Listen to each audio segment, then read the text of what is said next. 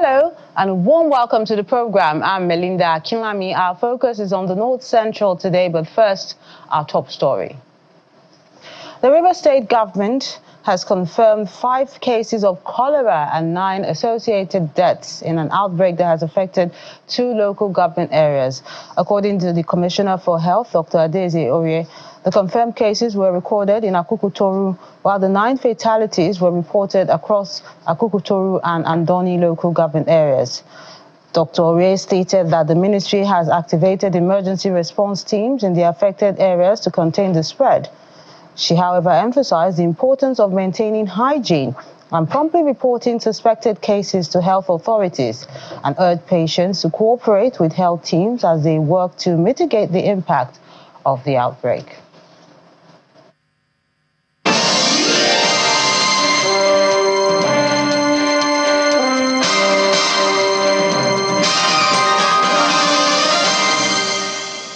In Benue State, 10 people have been killed in a fatal accident when a mining truck lost control in the early hours of Wednesday, January the 15th, and ran into a bus with 6 occupants before crashing into a residential building, killing a family of 4.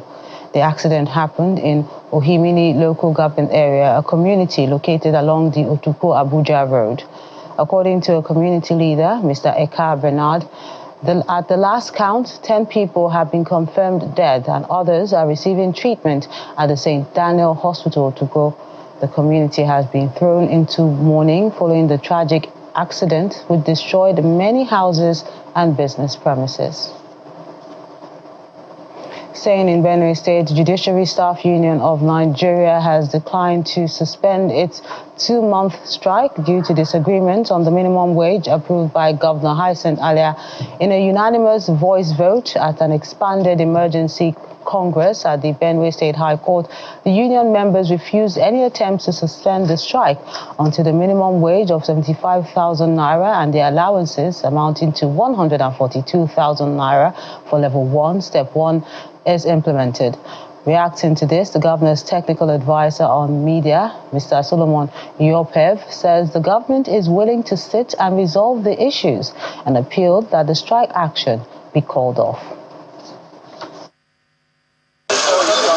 The gate leading to the Benue State High Court complex has been locked since December 2024 due to disagreements by the Benue State chapter of the Judiciary Staff Union of Nigeria over the non-implementation of the percentage increase of the 75,000 naira minimum wage as approved by Governor Hyacinth Alia.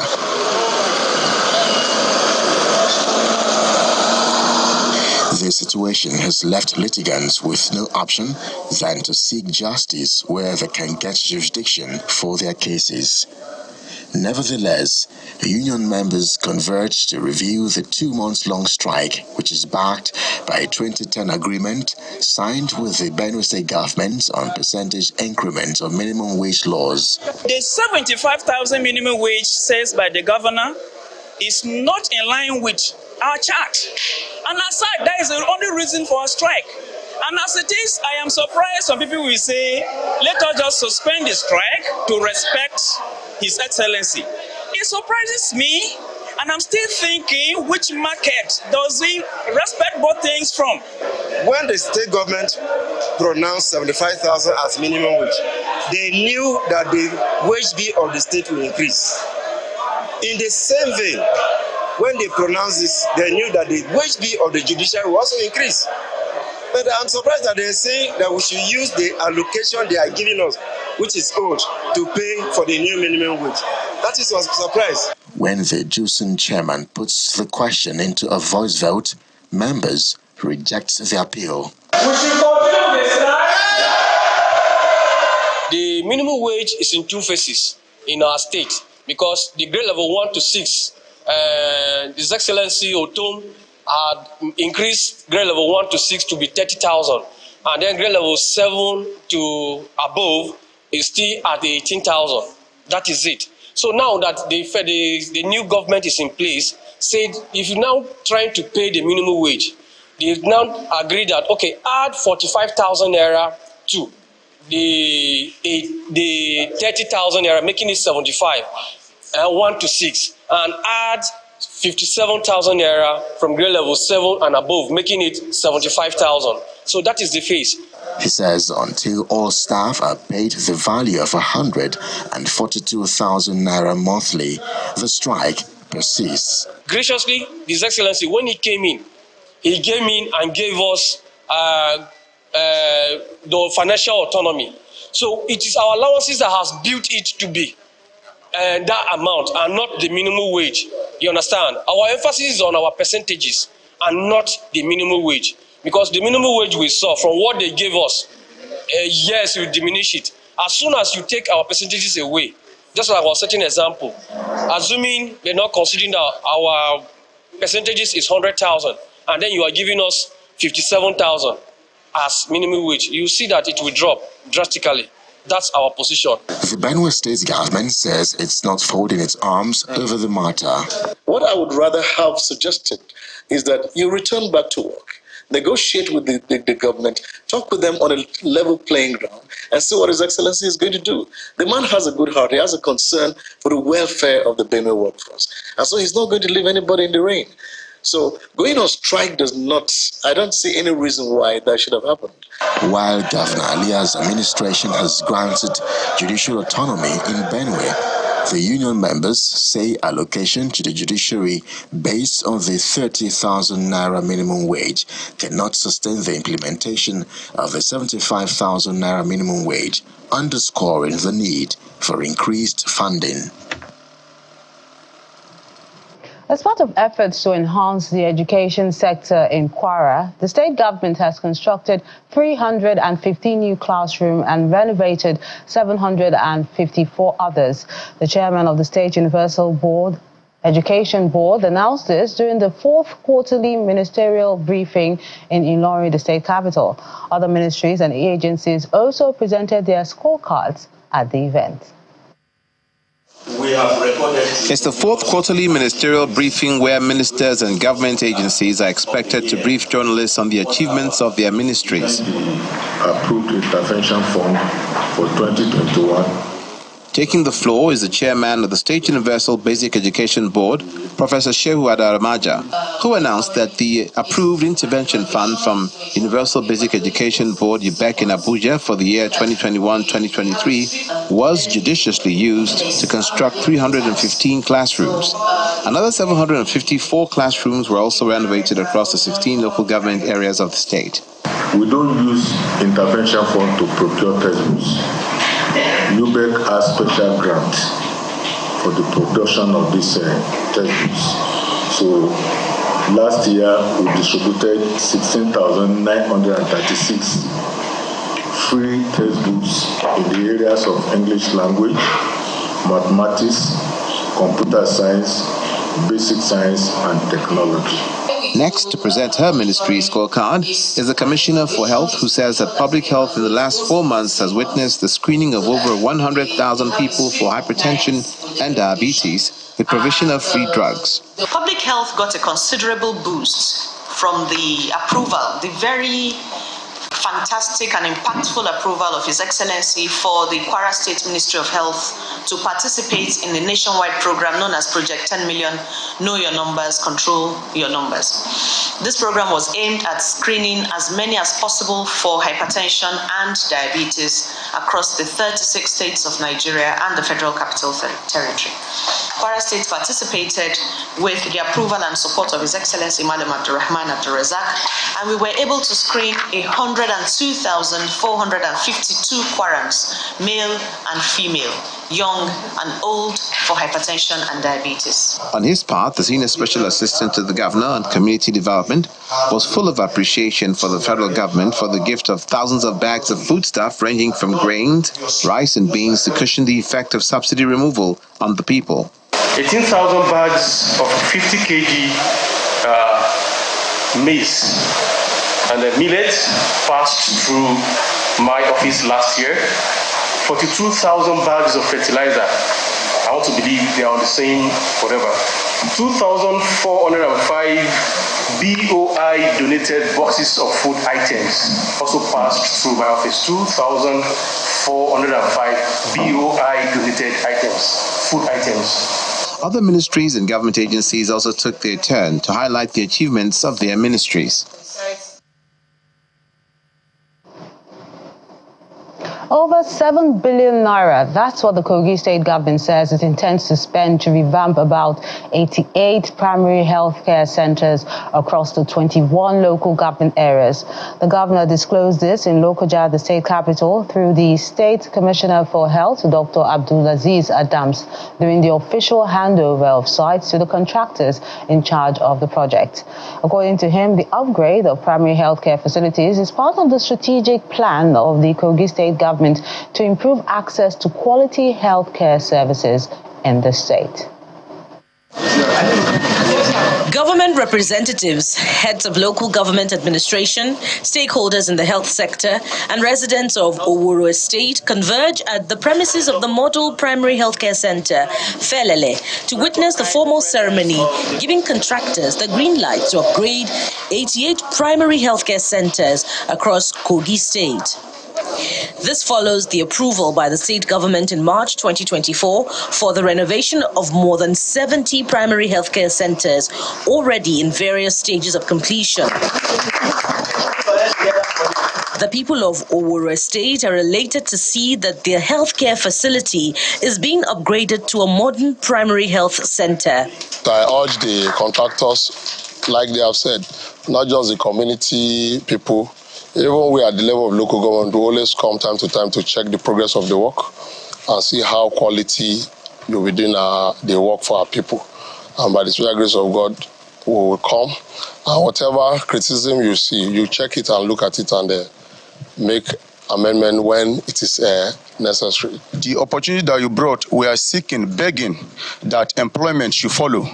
Many of our youths, we have many graduates, many health workers that are in the town. Some are riding Okada, a graduate riding Okada, a graduate digging foundation up and down. So please, we are begging and we are seeking for your effort. Please help us, assist us, as this opportunity is here.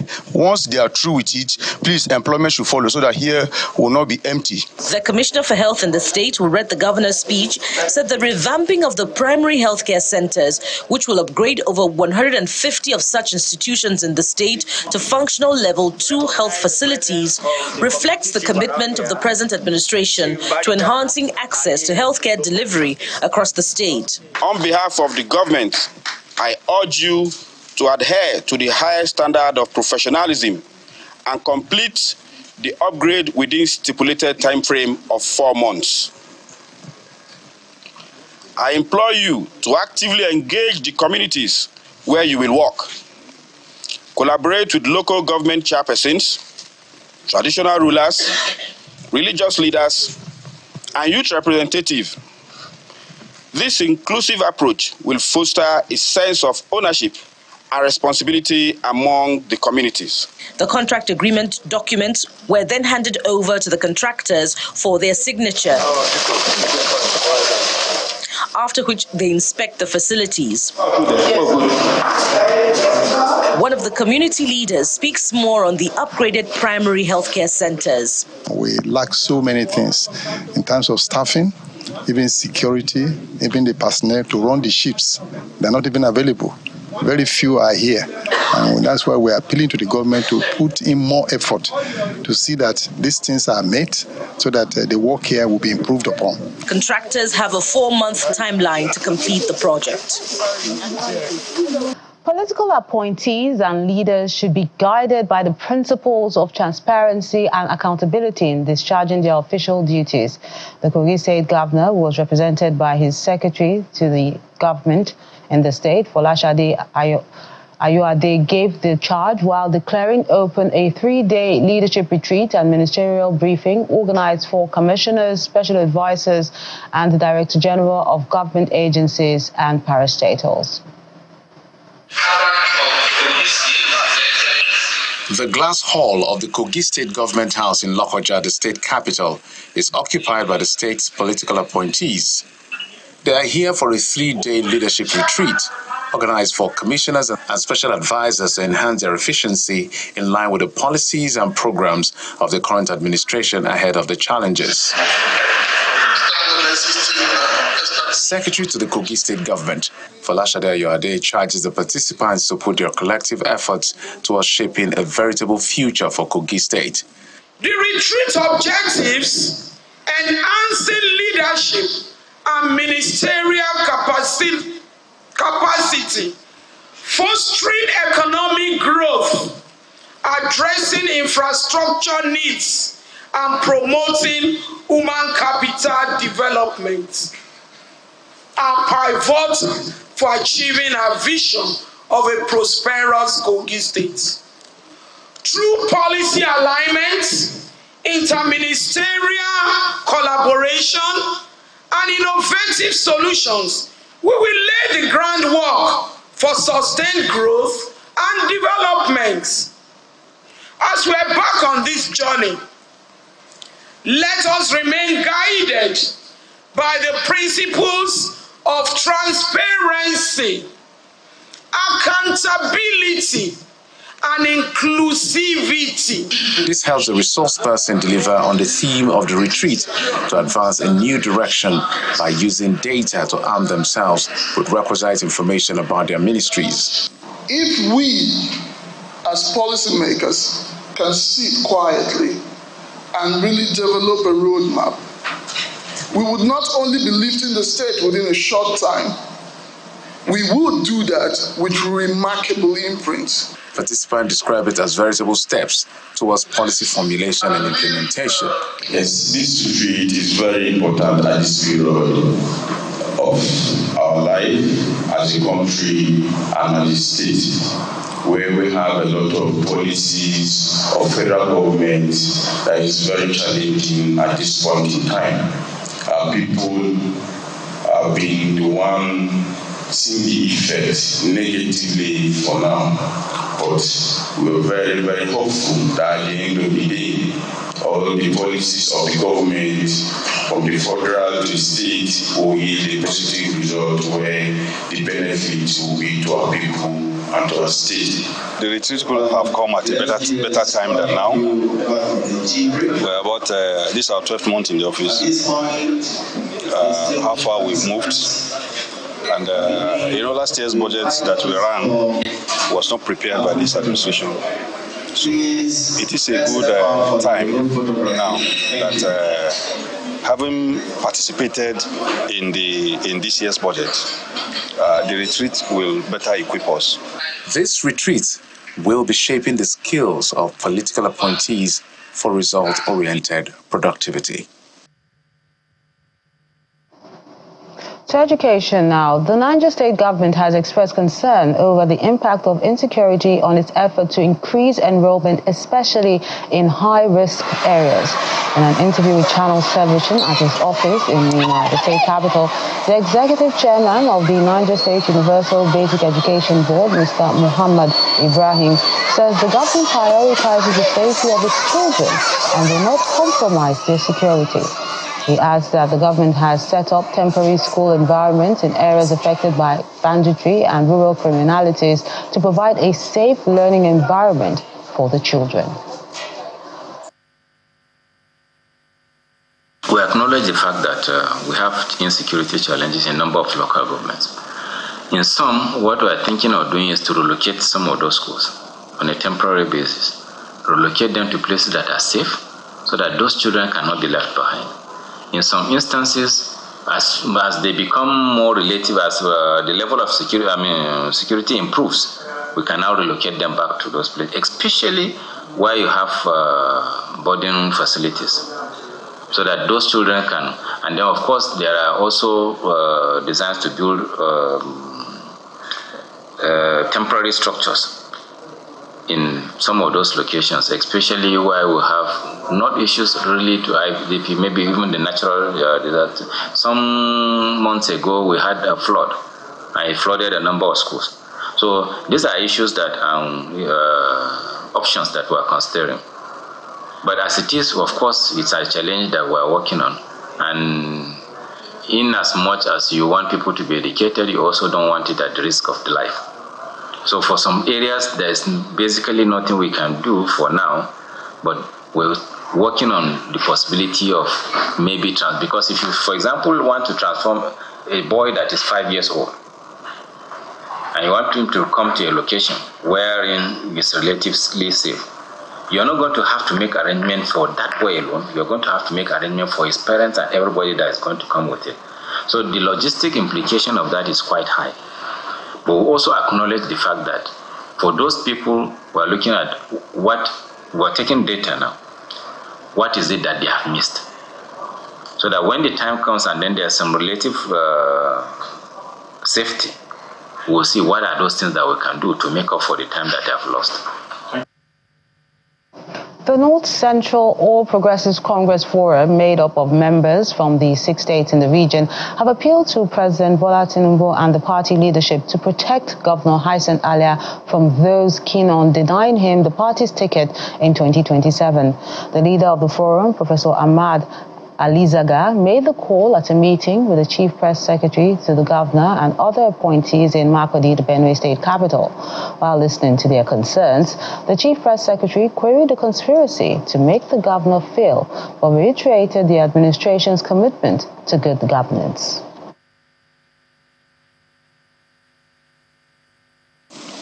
Members of the North Central All Progressives Congress Forum, drawn from Nasarawa, Kogi, Niger, Kwara, Plateau and Benue State, at a meeting in Makurdi to show solidarity with Governor Hyacinth Alia. Within the party the forum meets with the Chief Press Secretary to Governor Alia, Mr. Tesu Kula, and other appointees to seek both President Bola Tinubu and the APC leadership's protection for Governor Alia over an alleged plot to derail his re-election interests.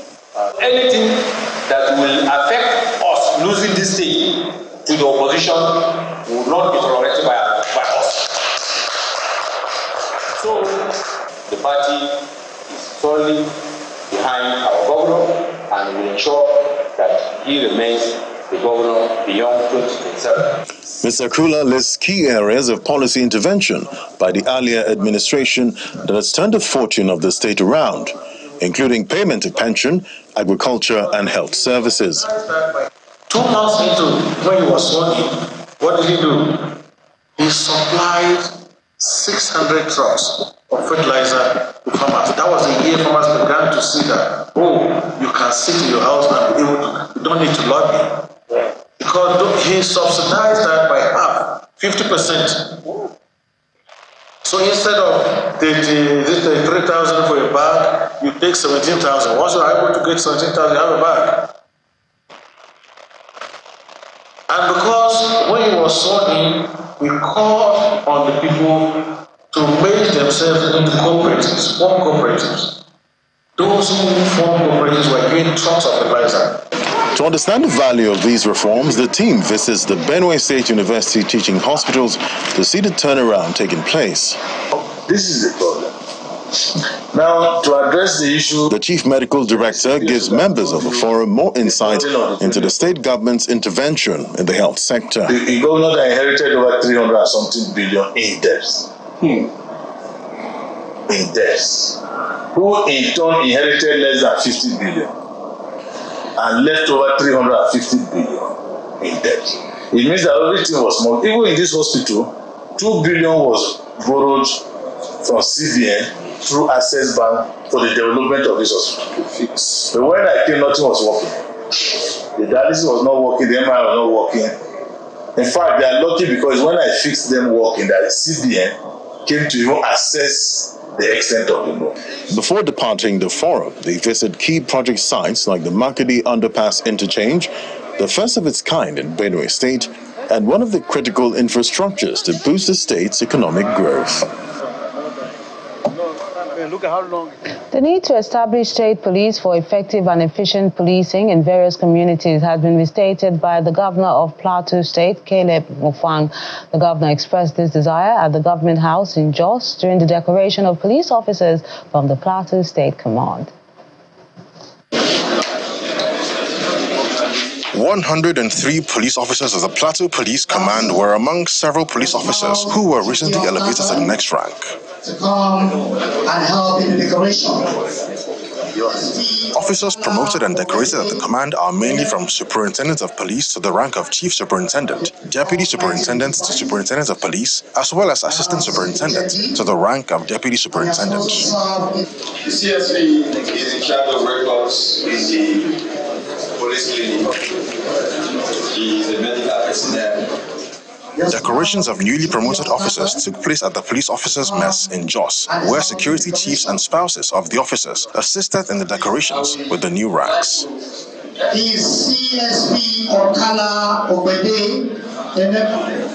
The ceremony climaxed at the government house, where two of the officers, serving with the governor as aide-de-camp and escort commander, were also decorated by the governor, who was assisted by their spouses in the exercise.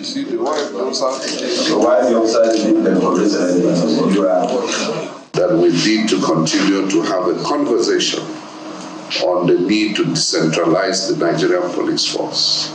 Globally, policing is a community affair, and it cannot be different. That does not mean that there won't be a federal police. There will always be a federal police, which would superintend and oversee what the state commands are doing.